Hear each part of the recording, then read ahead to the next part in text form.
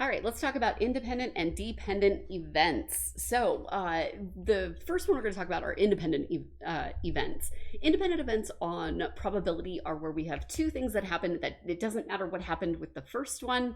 It doesn't matter, like, it doesn't has no bearing on what's going to happen with the second one. So, here's a good example of it. You have 5 nickels and 7 dimes in your pocket, right? So, that's a total of 12 coins. You randomly pick a coin out of your pocket and then return it to your pocket. Then you randomly pick another coin. The first coin, what is the probability that the first coin is a nickel and the second coin is a dime?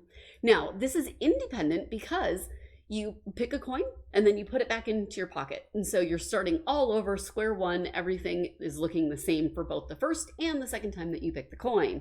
If you picked a coin from your pocket and then kept it, and then picked another coin, that would be a dependent event because the second event depends on what happened with the first one. So this is an independent event because it doesn't matter. We don't care what happened with the first one because we're putting that coin right back in there.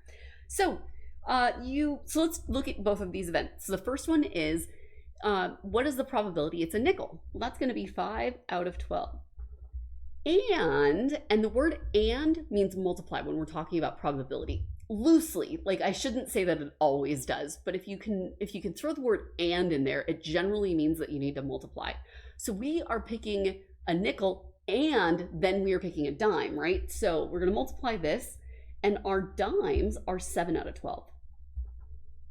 So if I do that, I end up with 35 out of 144. And that, if we turn that into a decimal or into a percentage, we end up with 0.2431 roughly. We'll estimate, so we'll use little squiggly lines. So roughly 24.3%. So what's the probability that you have 12 coins and you first pick out a nickel and then you pick out a dime? You're about 25% chance of that happening as you're reaching in and finding those. So hopefully that helps explain independent events. If you have any questions, leave them below, or we'll see you next time.